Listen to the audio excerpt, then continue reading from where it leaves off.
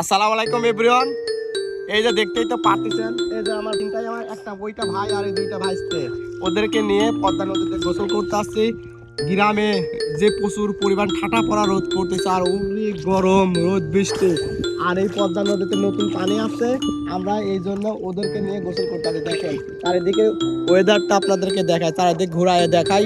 দেখেন কি সুন্দর একটা মনোমুগ্ধকর পরিবেশ, খুবই চমৎকার। শৈশবের স্মৃতিগুলো এখন মনে পড়ে যাচ্ছে। আমার কলেজার বন্ধুদেরকে অনেক অনেক মিস করতেছি, যাদের সাথে এই নদীতে খেলাধুলা করছি, মাছ মারছি, আরো অনেক কিছু করছি। ওরা এখন সবাই প্রবাসে থাকে। যাই হোক বন্ধুরা, তোমরা ভালো থাকো, তোমাদের জন্য দোয়া রইলো, আমাদের জন্য দোয়া করো। আর এই যে ছোট ভাইদেরকে নিয়ে চলে আসছি। কি একটা অনুভূতি, কেমন লাগছে? কি মজা, আরে দারুণ মজা। দেখছেন শৈশবের স্মৃতিগুলো মনে পড়ে যাচ্ছে। এখানে এসে আপনারা আসবেন, এখানে গোসল করতে, নদীতে নতুন পানি আসছে, আপনারা আসবেন গোসল করতে। দেখেন এটা হচ্ছে ভাড়া ইউনিয়নের শেষ সীমানা, কাথুলিয়া গ্রাম, পদ্মা নদী। দেখেন নতুন পানি আছে, খুবই চমৎকার। সবাই আসবেন, দেখেন ওরা কিভাবে গোসল করতে যায়।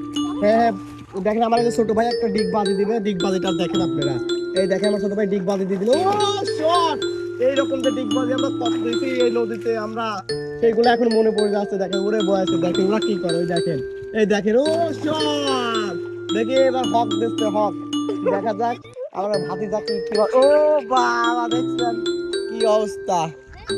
যাই হোক বন্ধু, তোমাদেরকে অনেক মিস করতেছি। যেখানে থাকো ভালো থাকো, আমাদের জন্য দোয়া করো। আর ভিডিওটা ভালো লাগলে অবশ্যই আপনারা সবাই একটা লাইক একটা করে শেয়ার দিয়ে যাবেন। ধন্যবাদ সবাইকে।